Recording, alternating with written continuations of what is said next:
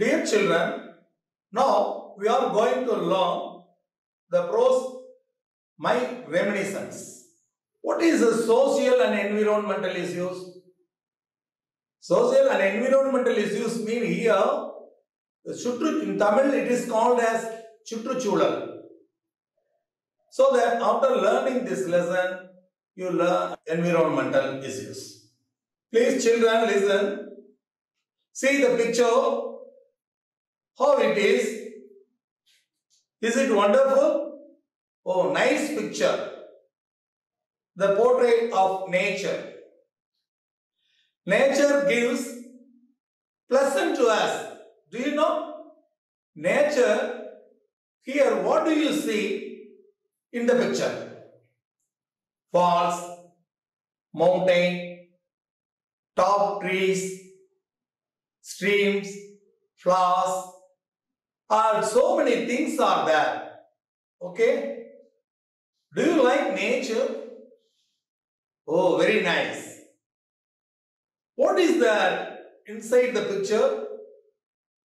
See the picture again? Beauty lies in the eyes of the beholder. What do you mean by this? அழகு எங்கே இருக்கிறது? அழகு பருப்பொருளிலே கிடையாது. There is no in the object. It is on the eyes of the beholder. பார்ப்பவருடைய கண்களிலே இருக்கிறது. அழகு என்பது பார்ப்பவருடைய கண்களில் இருக்கிறது. ஒருவருக்கு அழகாக தெரிவது மற்றவர்களுக்கு அழகில்லாமல் தெரியலாம். Rabindranath Tagore. His life period is 1861 to 1941. He is the Nobel winner. First of all, he had written so many prose, poetry, drama. At the time, he got Nobel Prize for Geetanjali. And one more thing, you have to know about the person Rabindranath Tagore. He is a Bengali poet. Do you know that? He is a Bengali poet. And also, he is a prose writer. Prose means, do you know? In Tamil, it's called as Urenadai. And he is a philosopher. Philosopher in Tamil, it's called as Tattvam. You have come across it from first standard to 7th standard. You have learned so many poems. All the poems, at the end of the poems, it gives some philosophy or moral. So this author gives a moral through his prose, poetry and drama. And also he is an artist, an educator. Kalviyalargal moolam, we have to learn more things. Okay? நிறைய கத்துக்கலாம். கல்வியாளர்கள்ட்ட இருந்து தான் நம்ம நிறைய தெரிந்து கொள்ள முடியும். Now I will ask you a question to you. Who is the author of our national anthem? Do you know? Do you know? Our national anthem was originally composed in Bengali by Rabindranath Tagore. He has written in Bengali language, Jana Gana Mana. You know that? Then, my reminiscence. What do you mean by reminiscence? Reminiscence means the act of remembering, talking or writing about events or experiences from the past. That means, in Tamil, கடந்த கால நினைவுகளை நினைவு கூறுதல். கடந்த காலத்துல நிறைய நம்மளுக்கு சந்தோஷமான நினைவுகள்லாம் இருந்திருக்கும். அதை நம்ம திருப்பி நினைவுக்கு கொண்டு வருது. Recollected the past happenings. அப்படியே நினைவுக்கு கொண்டு வந்து அதை கவிதையாகவும் பாடலாகவும் படிக்கிறது தான். புரியுதுங்களா? My Reminiscence was written and published in his 50th year, shortly before he started on a trip to Europe and America for his ill health in 1912. அதாவது உடல்நலம் சரியில்லாமல் அமெரிக்காவுக்கு சென்று உடல்நலத்தை பார்த்து கொண்டு 50 வயது கழித்து திரும்பி தன்னுடைய சொந்த இடத்துக்கு வராரு 1912. It was in the course of this trip that he wrote for the first time in the English language for publication. Introduction. In his Reminiscence, Rabindranath Tagore recalled his early childhood days. Childhood days mean குழந்தை பருவம். ரவீந்திரநாத் தாகூர் இப்ப age ஆயிடுச்சு. தன்னுடைய குழந்தை பருவத்தை நினைவு கொண்டு வரார். அந்த சந்தோஷமான நினைவுகளை இவர் ரெஜிஸ்டர் பண்றாரு. எதுல? இந்த மை ரெமினிசன்ஸ் அப்படிங்கிறதுல அவர் ரெஜிஸ்டர் பண்றாரு. தான் in his book Reminiscences. He has written more than 44 reminiscences. But here in this text only one for textbook. Most of his childhood life was completely bounded by nature and music.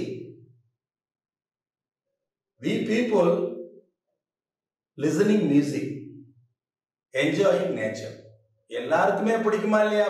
உங்களுக்கு இயற்கையில இருக்கிறதுக்கு எல்லாருக்கும் பிடிக்கும், இசை கேட்பது எல்லாருக்கும் பிடிக்கும்.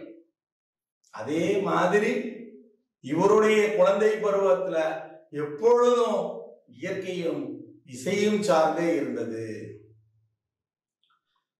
When he returned to his homeland from the second voyage to England, he wrote this book, My Reminiscences. The homeland. What do you mean by this, children? Homeland. சொந்த நாடு. மதர் டங் சொல்றீங்களா? தாய்மொழி. சொந்த நாடு, homeland. சொந்த நாட்டுக்கு வராரு, போயிட்டு திரும்பி வராரு. At that time he wrote this book, My Reminiscences.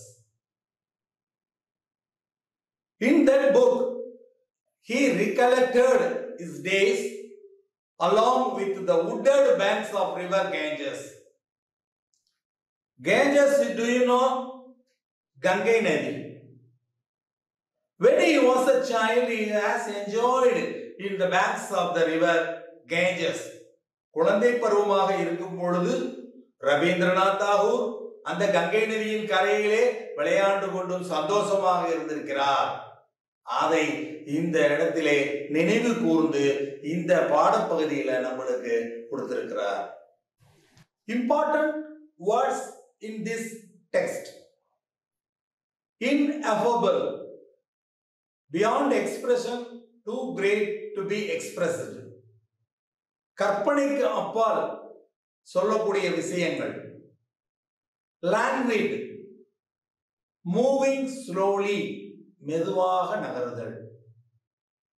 Plaintive, sounding sad, சோகமான நினைவுகள். Ministrations, the act of helping or caring. அன்பு செலுத்துவது, கருணை காட்டுவது, பாசத்துடன் இருப்பது. Wrought, caused, காரணத்திற்காக. Clustering, forming a group, ஒன்று சேருதல். Belching, to let air come up, காற்றானது உள்ளே இருந்து வெளியே வரும். ஏப்பம்னு சொல்லுவோம். பட் இந்த பாடத்துல ஒரு இடத்துல ஒரு சிமினியில புகையானது வெளியில வேகமாக வருது, அதை குறிக்கிறதாக இருக்கும். Veritable, more exciting, ஒரு ஆச்சரியத்தை கொடுக்கிறது. God, clothes, துணிகள். In these words, you come across in this text when you are going to read. From the beginning, the Ganges again. After his second voyage, here the new word voyage.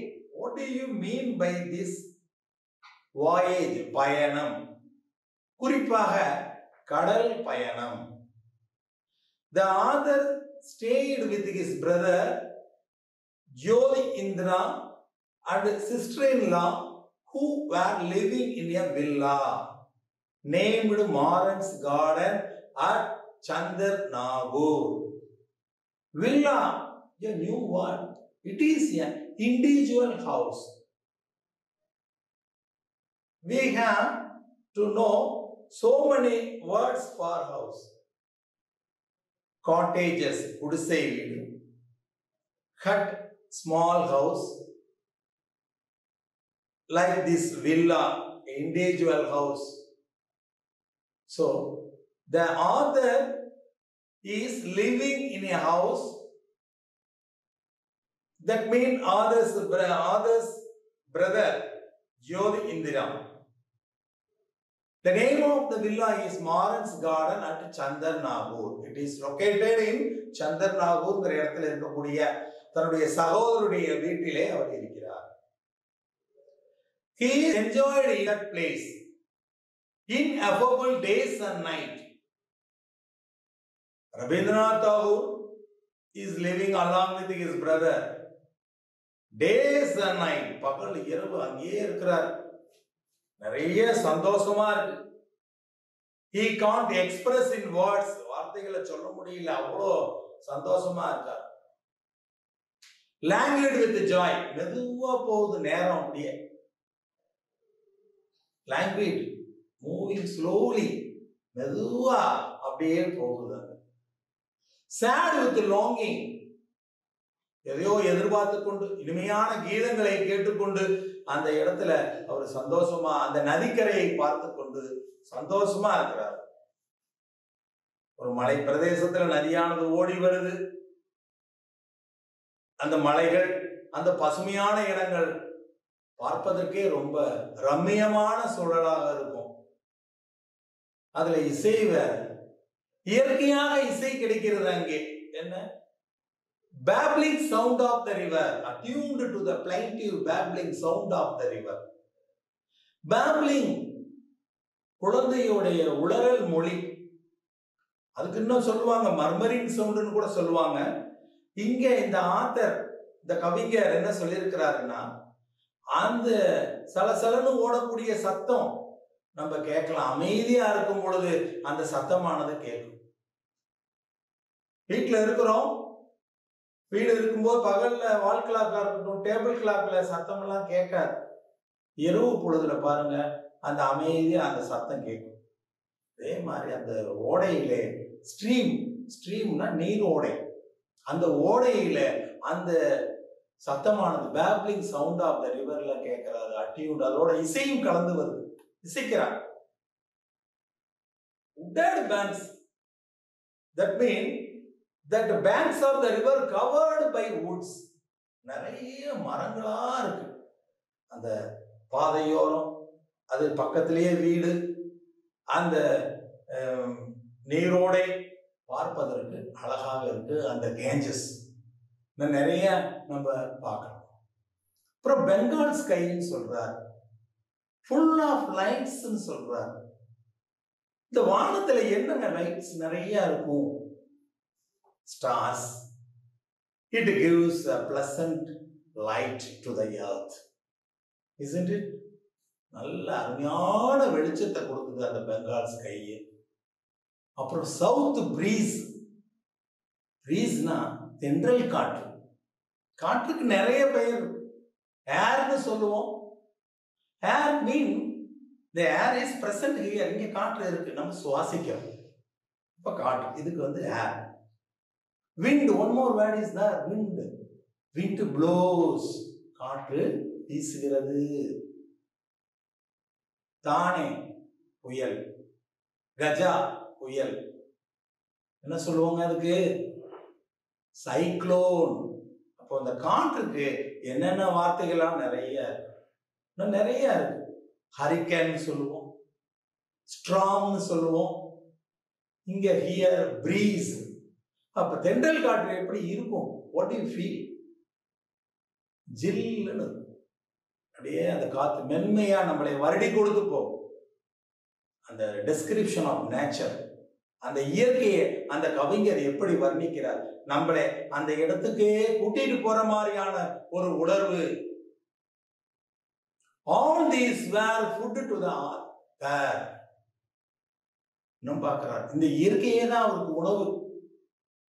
நம்ம ஏதாவது ஒரு செயல், நம்மளுக்கு பிடித்தமான செயல்ல ஈடுபடுறோம், பசிக்குமா? பசிக்காது, பசிய மறந்துடும். இதே மாதிரி இந்த same way author forget, author saw everything on the nature. Green earth to the blue sky. Green earth to the blue sky that means horizon. Horizon in Tamil it's called as Toduvanam. When the earth touches the sky in a long distance, that place is called Toduvanam in Tamil. அப்படியே இந்த பூமியானது பசுமையா இருக்கும். ஒரு எண்டுல பாத்தீங்கன்னா அந்த வானமானது வந்து அந்த கிட்ட தொடும். இதெல்லாம் அவருக்கு ஒரு உணவு கிடைத்தது போல இருக்கும். அது மட்டும் கிடையாதுங்க, he felt like home.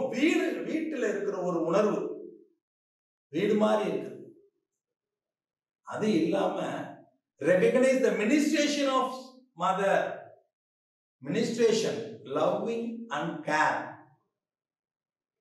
அவங்க அம்மா எப்படி பார்த்துக்குவாங்களோ அது போல அந்த இயற்கை அன்னை அவரை பார்த்துக்கிற மாதிரி he feels very much. In this way, author enjoys the nature. இந்த மாதிரி இருந்த இந்த நேச்சர் எப்படி இப்ப மாறிடுச்சு? That environment changes. Environment changes. Time has wrought many changes. நிறைய மாற்றங்களை கொண்டு வந்து விட்டது. The surrounding greenery have been replaced by mills. அங்க சின்ன சின்ன வீடுகள்லாம் இருந்துச்சு, நெஸ்ட்னு சொல்லுவோம். ஆக்சுவலா நெஸ்ட், வாட் டு யூ மீன்?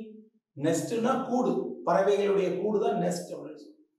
இங்க அந்த மாதிரி சின்ன சின்ன வீடுகள்லாம் இருந்தது, பசுமை போர்த்திய வீடுகள். Now there is no house there. The surrounding greenery have been replaced by mills. நிறைய தொழிற்சாலைகள்லாம் வந்துருச்சு. இப்ப நம்ம பார்த்துக்கிட்டு இருக்கோம் நடைமுறை வாழ்க்கையில. நிறைய இடங்கள்லாம் ஃபேக்டரி வந்துருது, இண்டஸ்ட்ரி வந்துருது, நிறைய பார்க்கணும். இண்டஸ்ட்ரி வந்தா இமீடியட்டா கூட உடனே ஒண்ணு வந்துடும். என்ன தெரியுங்களா? சத்தம், அப்புறம் புகை. The noise and smoke of the mills are referred as changes. நாய் சத்தம் பயங்கரமா இருக்கும். இதுக்கு முன்னாடி நம்ம சொன்னது எவ்வளவு அமைதியான com situation, pleasant situation, entirely changed. அப்படியே தலைகீழா மாறிடுச்சு. புகையா அடிக்குது, சத்தம் கேக்குது, மில்லோட சத்தம். இதுக்கு முன்னாடி மக்கள் எப்படி அங்க இருந்தாங்கன்னா, the nap in the afternoon narrowed down. நாப்னா ஒரு குட்டி தூக்கம். இந்த பகல் பொழுதுல கொஞ்சம் லேசா ஒரு தூக்கம் போடுவோம், லைட்டா ஒரு சின்ன தூக்கம் முன்னாடி எல்லாம் செஞ்சுட்டு இருப்பாங்க. ஆழ்ந்த உறக்கம் கிடையாதுங்க. ஆனா அதெல்லாம் இப்ப இல்ல, due to noise and pollution and smoke. Social problem invaded every department of life. எதையும் நம்ம இதுலதான் பாதிச்சிருச்சு, இதுல பாதிச்சிருச்சுன்னு சொல்ல முடியாது. சமுதாயத்துல எல்லா இடங்கள்லயும் இந்த பாதிப்பு ஆக்கிரமித்து கொண்டது இந்த மில்ஸ் அண்ட் ஃபேக்டரிஸ். இது குட்டா பேடா? Children, is it good or bad? Author says changes may be for good. Good வந்து நல்லதுதான். But the author does not think it to be wholly good. முழுவதும் குட்னு சொல்ல முடியாது. For example, இப்ப பாத்தீங்கன்னா சயின்ஸ் டெக்னாலஜி நிறைய வந்துருச்சுங்க. மொபைல் வந்திருக்கு, நிறைய வந்துருச்சு. நல்லதுதான் மொபைல்ல, சில நேரம் கெட்டது இருக்குது. அது மாதிரி இந்த மாற்றங்கள் தேவை நம்மளுக்கு. அதே நேரத்தில் முழுவதும் நல்லது அப்படின்னு சொல்ல முடியாது அப்படின்னு இந்த கவிஞர் கூறுகிறார். One day, poet and his brother went to the river. It is a rainy afternoon. The author spends his time in singing old Vaishnava songs to his own tunes with harmonium. ஒரு நாள் இந்த கவிஞரும் ரவீந்திரநாத் தாகூர் அவருடைய சகோதரரும் ஒரு இனிமையான மதிய வேளையிலே மழையை தூறிக்கொண்டிருக்கிறது. ரெய்னி ஆஃப்டர்நூன் சொல்லுவோம். அந்த டைம்ல enjoying boat riding. At the time, singing old Vaishnava songs to his own tunes, because the author tuning music with his harmonium. On the afternoons, he goes boating with his brother regularly. His brother plays violin. They engage themselves in music when the sun sets. They return home. After sunset, they came home. மதிய வேளை முழுவதும் இசையை அமைத்துக் கொண்டு அவருடைய சகோதரர் violin வாசித்துக் கொண்டு அந்த சாங்ஸ் எல்லாம் பாடிக்கொண்டு அந்த படகிலே பயணம் செய்து கொண்டு வருவாங்க.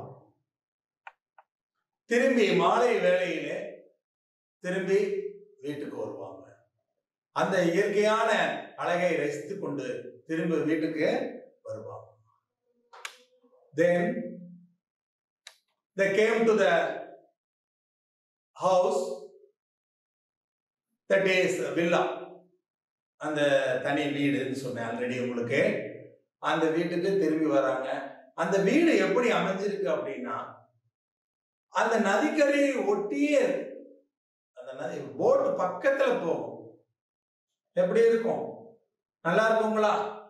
அந்த நதியை ஒட்டிய வீடு வசிப்பதற்கு அற்புதமாக இருக்கும்.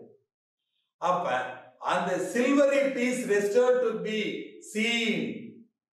அந்த மாலை வந்ததும் நில ஒளி வந்துடும். நில ஒளியில the fringe of trees on the bank was only a shadow. மரங்கள் பகல்ல பாத்தீங்கன்னா நல்ல பெருசா தெரியும். வானுயர இருக்கும் மரங்கள் பகல்ல. மாலை வேளையில நில ஒளியில பார்க்கும் பொழுது ஒரு ஷேடோவா தெரியும். அந்த மரங்கள் எல்லாமே ஒரு நிழலாக தெரியும்.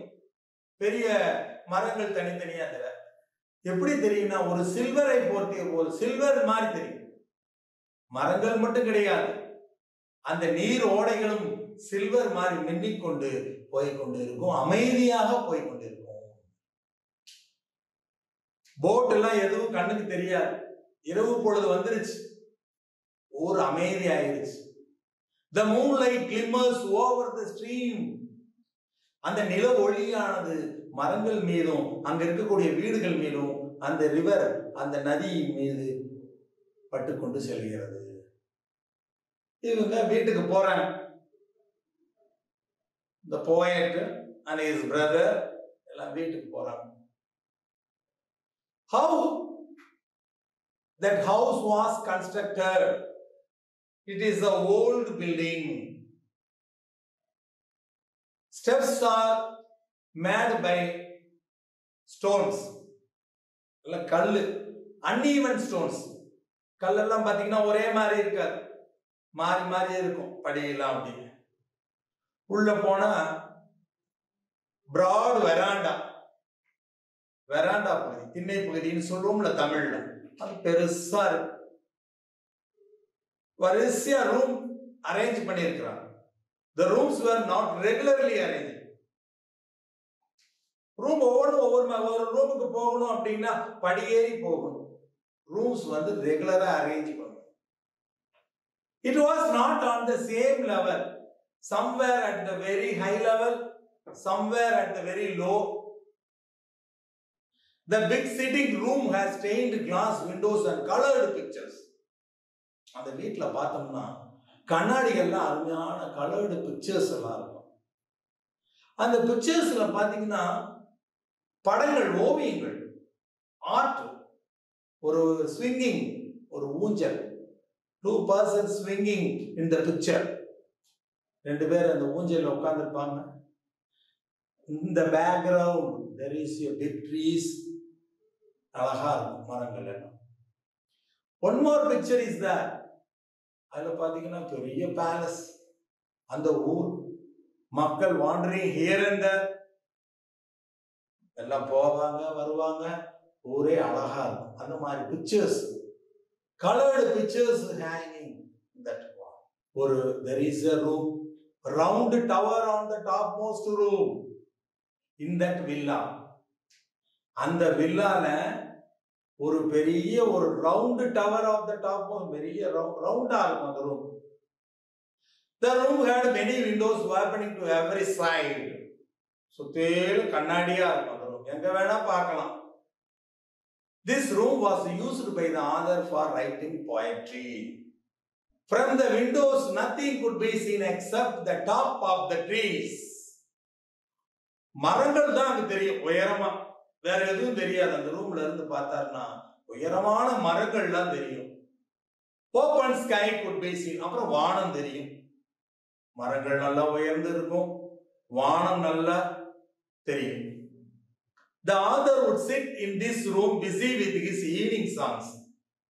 Always the author sitting in that room, writing poetry and hearing songs.